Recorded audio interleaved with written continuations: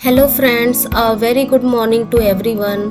तो आज हमारी दिन की शुरुआत ना सुबह 5 बजे हुई थी। उसके बाद मैंने कोई वीडियो शूट नहीं किया हुआ था क्योंकि बहुत ज़्यादा गर्मी भी हो रही थी।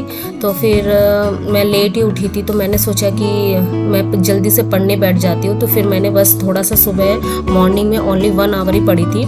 उसके बाद अभी जो टाइम चल रहा है तो इस समय हमारा जो मॉर्निंग वर्शिप होती है वो भी हो चुकी थी और बेटे को भी मैंने नाश्ता दे दिया था। उसके बाद मैं अपना स्टडी करने के लिए बैठी थी, जो कि सेकंड स्लॉट होता है मेरा 9:30 से। कभी कभी 9 से, कभी मैक्सिमम 9:30 ही हो रहा है अभी तो फ़िलहाल। तो उसके बाद बस हम यही हॉल रूम में ही बैठे हुए थे। बहुत ही गर्मी हो रही थी। मे बी बारिश होगी इसी की वजह से, क्योंकि पिछली बार आपने देखा होगा प्रीवियस व्लॉग में कि बहुत ज़्यादा बारिश हुई थी। तो उसी का इफ़ेक्ट अब हो रहा है कि बादल नीचे है तो फिर मतलब पसीने बहुत आ रहे हैं। तो ये तो डेली का ही चलता रहेगा। तो उसके बाद तो दिन भर तो हम एसी में बैठ भी नहीं सकते हैं, तो इसलिए हॉल रूम में बैठे हुए थे। तो फिर मैं क्या कर रही थी, जो इडियम्स वगैरह थे, ये जो भी इंग्लिश का मैंने पढ़ा हुआ था, मैं अपने बेटे के ऊपर ट्राई कर रही थी, उसको समझा रही थी और अपना लर्न भी करती जा रही थी। क्योंकि ऐसा होता है ना कि मैं उसको टाइम नहीं दे पाती हूँ बिल्कुल भी। तो इसी तरीके से टाइम निकालती हूँ कि अपनी स्टडी भी हो जाए और उसको थोड़ा ना मोटिवेट भी कर सकूँ, थोड़ा बात कर सकूँ। नहीं तो बेचारा बहुत ही ज़्यादा अकेला फील करता है और इतने भी उसके फ्रेंड वगैरह भी नहीं है कि नीचे जाके वो खेल सके, ना इतना बड़ा है कि मैं उसको छोड़ सकती हूँ। क्योंकि मैं 13 फ्लोर में रहती हूँ, तो नीचे पार्क में भेजना मुझे थोड़ा सा डर भी लगता है। तो इसी तरीके से उसको अपने साथ रखती हूँ और उसको टारगेट दे देती हूँ। बेसिकली मैं क्या करती हूँ ना, डेली का उसको टारगेट दे रखा होता है कि 1 आवर में उसको कंप्लीट करना होगा हिंदी, तमिल और इंग्लिश की राइटिंग बुक। उसको मैंने बोल रखा है क्योंकि उसकी राइटिंग ना, ये जब से कोविड स्टार्ट हुआ था ना, इन लोगों की राइटिंग बहुत ज़्यादा स्लो हो चुकी है। ऐसे तो सब कुछ वो समझता है, सब कुछ कर लेता है, लेकिन राइटिंग में बहुत ज़्यादा स्लो, इसकी वजह से उसके एग्ज़ाम में भी कम मार्क्स आते हैं। तो मैंने उसको वही टारगेट दिया हुआ कि डेली का ये करना है। और मैथ में मैं उसको टेबल्स डेली का 13 तक, उसको 15 तक उसको लर्न हो चुकी है, तो डेली उसको टेबल्स लर्न करके डेली लिखने के लिए बोलती हूँ। और मैथ के जो क्वेश्चन होते हैं ना, डिवीज़न, सब्सट्रैक्शन, एडिशन, ये सारी चीज़ें उसको डेली के 10 क्वेश्चन मैं बोलती हूँ। तो इस तरीके से टारगेट देती हूँ ना। तो बीच बीच में ये नहीं कि जैसे मॉर्निंग में उसको राइटिंग का वर्क दे दिया, फिर वो खेल के थोड़ा बहुत खेल लेगा अपने फ्रेंड के साथ। जैसे होता है कि उसका फ्रेंड थोड़ा बहुत फ्री हुआ तो कॉरिडोर में, हमारे ना घर के सामने कॉरिडोर में खेल लेता है। फिर वो जब आता है लंच वगैरह करके, जब आफ्टरनून में बैठता है ना, तो फिर वो मैथ के क्वेश्चन करता है, मैं भी मैथ के क्वेश्चन करती हूँ। इस तरीके से फिर इवनिंग का उसको मैंने दे रखा है टारगेट टीवी देखने का। तो यही होता है कि बच्चे को ना बिजी रखना, इसी तरीके से टारगेट दे के आप बिजी रख सकते हो। तो अभी देख लो कितना ज़्यादा बादल हो रहा है, इसी की वजह से बहुत ज़्यादा उमस हो रही है। तो यही मैं आप लोगों को दिखा रही थी कि मौसम किस तरीके से हो रहा है। वैसे तो बहुत ज़्यादा शाम के समय बहुत ही अच्छा हो जाता है, देखो हवा भी बहुत अच्छी सी चल रही है। तो थोड़ा बहुत ना दिन भर घर में पढ़ते हैं, ये करते, तो थोड़ा इवनिंग के टाइम पे मैं बाहर बालकनी में आ जाती हूँ, अपना चाय बना लेती हूँ और उसके बाद बाहर थोड़ा सा फ्रेश हो लेती हूँ। मतलब पूरे दिन भर जो स्ट्रेस लिया होता है ना, वो इस तरीके से मैं रिलीज़ करती हूँ। तो बेसिकली आपने देखा, मैं अपने बच्चे को कभी ना मोबाइल में देती ही नहीं हूँ। ये तो उसकी आइज़ में जो आप कभी कभी चश्मा देखते हो ना, ये ओनली और ओनली क्या है, उसकी जब कोविड के टाइम पे ऑनलाइन क्लासेस हुई थी, उसकी वजह से उसकी आंखों में इफ़ेक्ट हुआ। तो इसका अभी बहुत ही माइनर है जो भी आई का जो पावर है। तो मैं क्या करती हूँ ना, उसको बिल्कुल भी बचपन से मैं उसको कभी मोबाइल तो मैं कभी देती नहीं थी, क्योंकि मेरी खुद की ही आइज़ में प्रॉब्लम है। तो मैं क्यों ही, मुझे पता है कि कितनी ज़्यादा प्रॉब्लम होती है। तो इवनिंग के टाइम पे, जैसे वो अभी इवनिंग हो रहा है, तो फिर मैंने उसको कार्टून लगा के दिया हुआ है। तो टीवी क्या होता है, डॉक्टर से भी मैंने डिस्कस किया, टीवी क्या होता है, हमारी आइज से बहुत ज़्यादा डिस्टेंस में होता है। और टीवी हमारा स्मार्ट ही है, तो वो बड़ा भी है, तो बड़ी स्क्रीन में उसको आंखें ऐसे छोटा करके देखने की, मतलब आंखों पे प्रेशर नहीं पड़ता है। लेकिन ये लैपटॉप हो गया या उनको मोबाइल कुछ दे दिया हमने, तो उनकी आइज पे प्रेशर पड़ता है। मोबाइल तो बहुत ही ज़्यादा हार्मफुल होता है, तो मैं कभी उसको मोबाइल देती भी नहीं। और आपने देखा भी होगा, मेरा बेटा कभी भी ना ऐसे आर्गुमेंट नहीं करता, ना ही मतलब वो करता है कि पुश करता है कि नहीं मुझे दो, ऐसा कुछ भी नहीं करता। उसको जैसा मैं बोलती हूँ ना, वैसे ही वो करता है। मतलब बहुत ही ज़्यादा है ना, मैं बोलूँगी कि बहुत ही अच्छा बच्चा है। मतलब मुझसे बहुत ही ज़्यादा मेरे कंपेयर में बहुत अच्छा है वो। तो यही बात है। तो इसी तरीके से मैंने बचपन से ना उसको ऐसे ही रखा हुआ है। कई बार तो लोग बोलते हैं आप बच्चों को, अपने बच्चे को कुछ ज़्यादा ही टारगेट रूल्स वगैरह में रखते हो, लेकिन अगर हम है ना शुरुआत से हम जैसी परवरिश करेंगे ना बच्चों की वैसे ही करेंगे। मैंने कई पेरेंट्स को देखती हूँ, वो अपने बच्चों को मोबाइल दे देते हैं और लैपटॉप दे देते हैं कि बच्चे, उनको ऐसा लगता है कि मॉडर्न ज़माना है तो लैपटॉप, और अगर हम मोबाइल नहीं देंगे तो हमारे बच्चे पीछे रह जाएंगे उन लोगों के कंपैरिजन में। लेकिन मेरा क्या मानना है, बुक्स जो है ना वही बच्चे को, आपके बच्चे को इंटेलिजेंट बनाएगी और ज़्यादा से ज़्यादा फोकस करेगी। क्योंकि जितने भी मोबाइल हम देखते हैं, आप खुद ही देखो, कार्टून वगैरह इतनी तेज़ी से चलती हैं, फिक्शन, उनके अंदर कॉन्सेंट्रेट बनता ही नहीं है। मेरे बेटे के साथ भी शुरू में यही होता था, वो कॉन्सेंट्रेट बना ही नहीं पाता था। क्योंकि कार्टून वगैरह टीवी में भी देखते हैं तो देखो ना इतना फास्ट सब कुछ चलता रहता है। तो मेरे हस्बैंड क्या करते हैं, इवनिंग टाइम जब हमारा होता है ना इवनिंग पूजा, उस समय मेडिटेशन के लिए मेरे हस्बैंड उसको बिठाते हैं। फिर मैं उसको क्या करती हूँ, कभी कभी वो बोर होता है तो मैं उसको ड्राइंग करने के लिए बिठाती हूँ। क्योंकि ड्राइंग और ये जो चीज़ें होती है ना, ये बच्चे का है ना कॉन्सेंट्रेट पावर बढ़ाती है। तो ये छोटी छोटी जो एक्टिविटी है ना, ये बच्चे के साथ करना चाहिए। और सबसे ज़्यादा जो मोस्ट इम्पॉर्टेंट है कि पेरेंट्स को बच्चे के साथ फैमिली टाइम, बहुत ज़्यादा उसको टाइम देना चाहिए। उसको अकेलापन कभी फील नहीं होना चाहिए। तो मैंने कभी भी, मेरे हस्बैंड और मैं कभी भी उसको अकेला फील करने ही नहीं देती। उसके साथ हमेशा ना फ्रेंडली बिहेव करते हैं, एज ए फ्रेंड हमारे साथ वो रहता। कभी ऐसा नहीं कि वो बहुत छोटा बच्चा है तो हम उसके साथ बहुत सारी चीज़ें डिस्कस भी करते हैं। तो यही है कि अपनी स्टडी में कभी ना बच्चे को ना बिल्कुल भूल नहीं जाना है कि उसको लैपटॉप दे के, मोबाइल दे के आपने छोड़ दिया और आप अपनी स्टडी करते रहिए। क्योंकि बच्चे की लाइफ ना उससे हमारे ऊपर भी डिपेंड करती है कि एक बार बच्चा बिगड़ गया तो फिर हमारी पढ़ाई भी कोई काम में नहीं आएगी। तो अभी 10:20 होने वाले, मतलब 10:30 होने वाले, और मेरी सुबह से 8 घंटे की स्टडी हो चुकी है।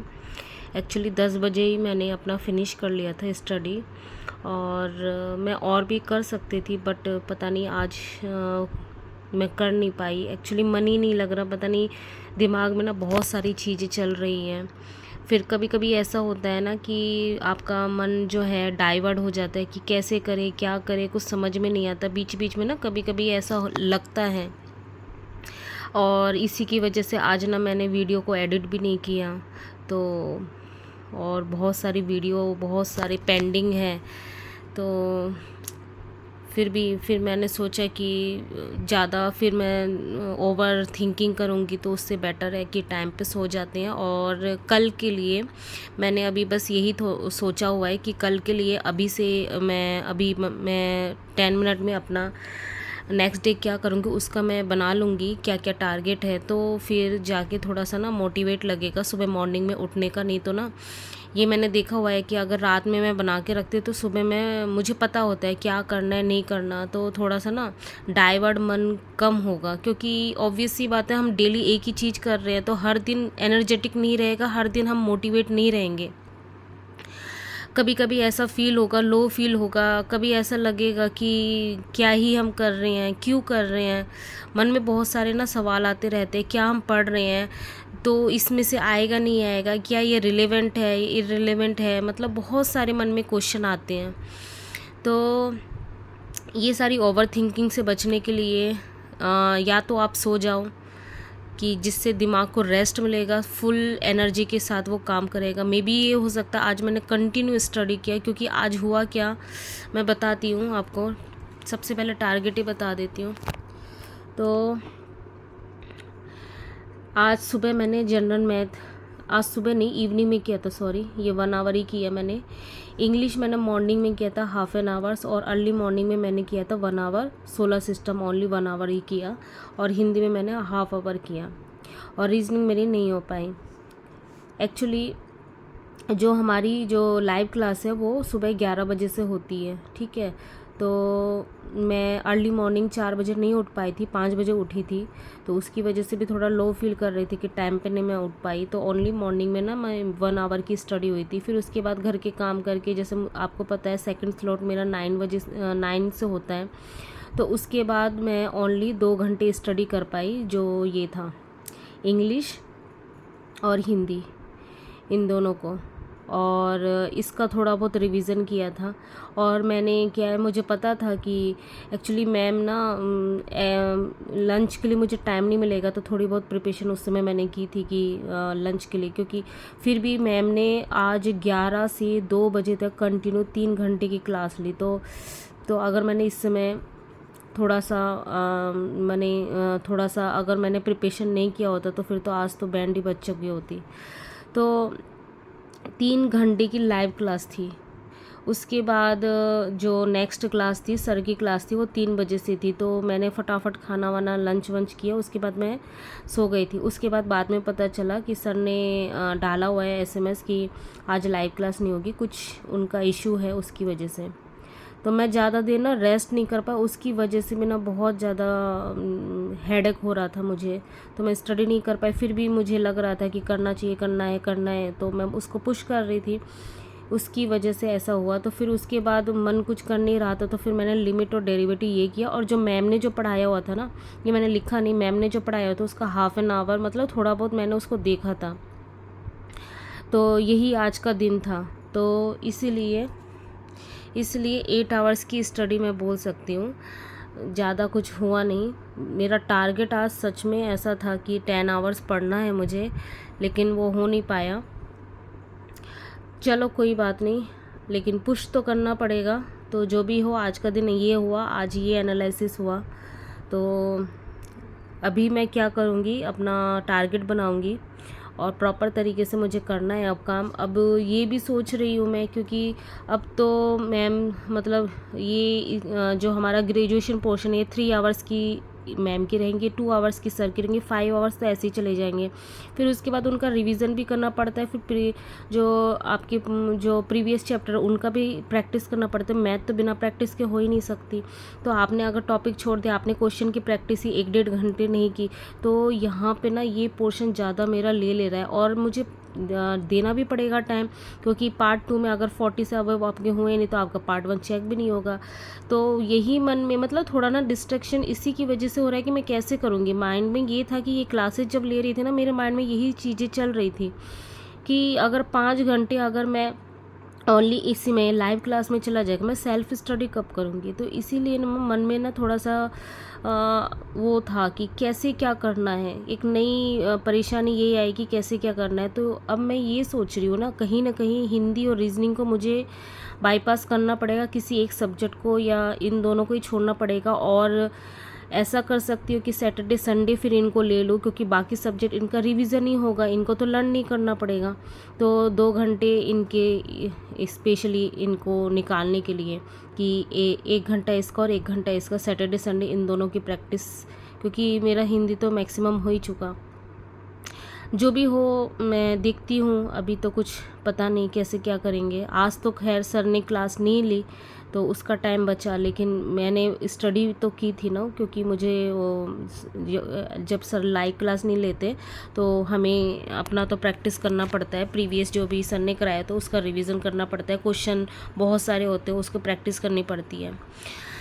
तो यही है। अब ऐसा मतलब 10 आवर्स भी ना मेरे लिए बहुत ज़्यादा हो जा रहा है, क्योंकि मैं इतना घंटे कभी पढ़ी नहीं हूँ। तो मैं 6 आवर ही मैक्सिमम पढ़ती थी, 6 से मैं 8 पे आए, 8 से 9 पे आए। अब 9 से 10 आवर्स स्टडी करने में मुझे बहुत वो लग रहा है, क्योंकि मेरे को आइज़ की भी कुछ प्रॉब्लम है, वो मैं आपको बाद में कभी और किसी दिन बताऊँगी। तो कंटिन्यू देखना पढ़ना। अब लैपटॉप में यूज़ नहीं कर पाती, इसलिए लैपटॉप में यूज़ कर सकते, डॉक्टर ने भी बोला है लैपटॉप यूज़ करने के लिए, लेकिन मैं ना बहुत लेज़ी पर्सन हूँ, क्योंकि लैपटॉप में क्या होता है वीडियो को कट करना इजी, एक्सेस कम होता है, मोबाइल में हमें ज़्यादा इजी हो जाता है, इसलिए मैं अवॉइड करती हूँ। लेकिन धीरे धीरे लग रहा है लैपटॉप से पढ़ना पड़ेगा। तो ठीक है, अभी बहुत लंबा वीडियो हो जा रहा है ये, तो अभी आज के लिए इतना ही।